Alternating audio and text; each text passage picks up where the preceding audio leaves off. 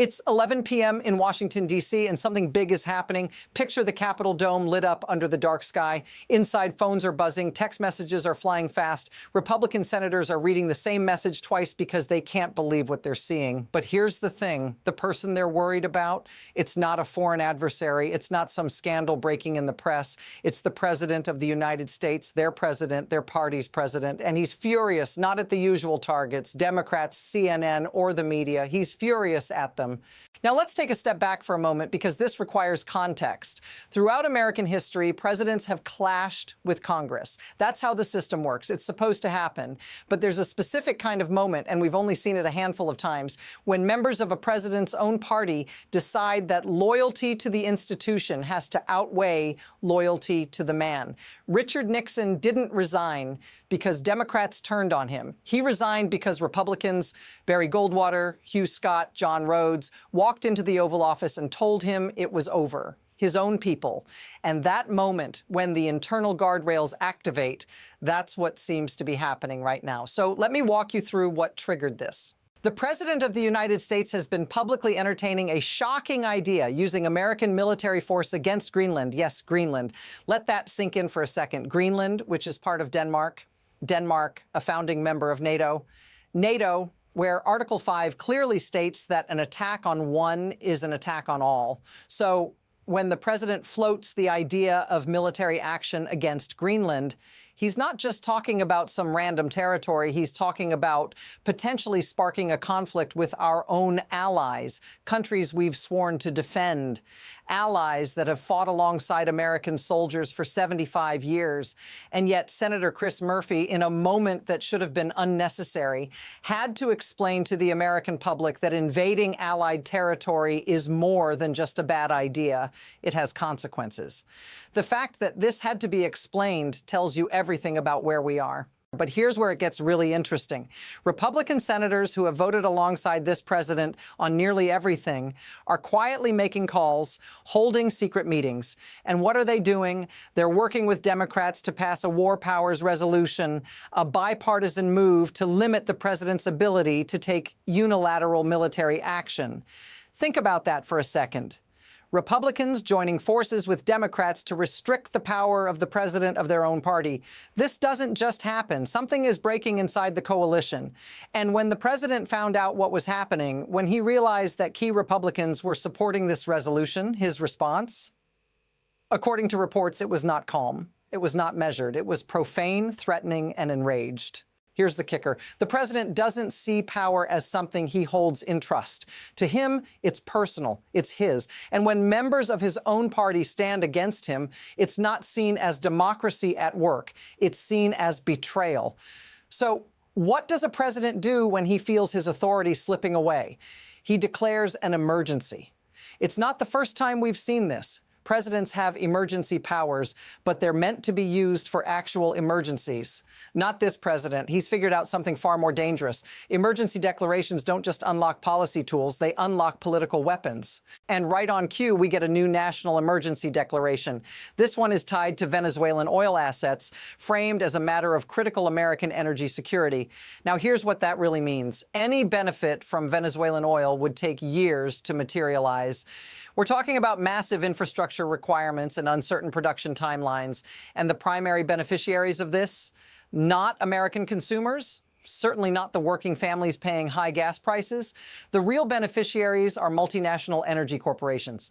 But here's the part nobody's saying out loud. Emergencies aren't about timelines or feasibility. Emergencies are about narrative. They're about control, about shifting attention.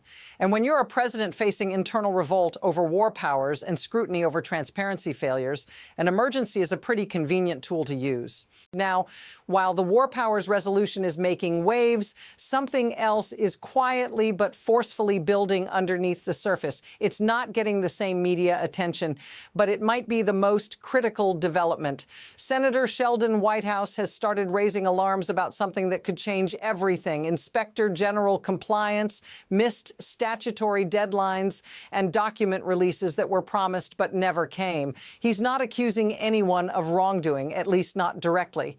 What he's pointing out are process failures, red flags that in a normal administration would trigger automatic reviews.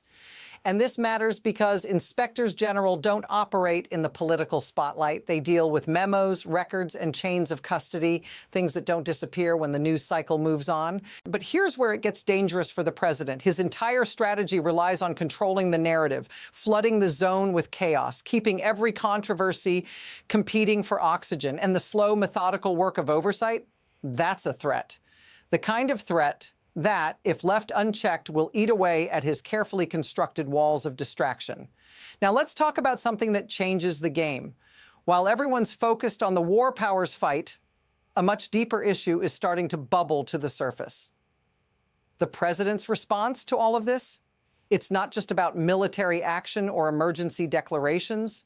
It's about the core of his power. And it's growing clearer. He's treating every check on his authority, not as a sign of balance, but as an attack to be punished. We saw this firsthand when he found out about the Republicans voting for the War Powers resolution.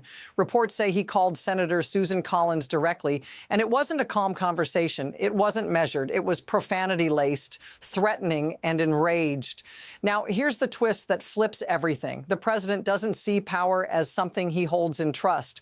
To him, it's personal, his to control, his to wield. And when members of his own party step in to check that power, they're not just disagreeing with him. To him, it's betrayal. And that belief, it's the very thing that's pushing some of his own allies to finally stand up and say no, not all of them, not most of them, but enough to matter. Now let's stack this up quickly. The War Powers resolution is gaining traction. Republican senators are working with Democrats to rein in the president's military power.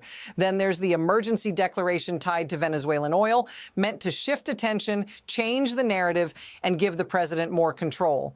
But while all this is happening, the Inspector General investigations are quietly getting more scrutiny. And all of these pieces are connected in one disturbing way. They're all signs of a presidency pushing boundaries, escalating, and testing limits. But here's the real question. What happens if this continues? What happens if more checks on his power are ignored, if more promises of transparency go unfulfilled, if the chaos keeps escalating?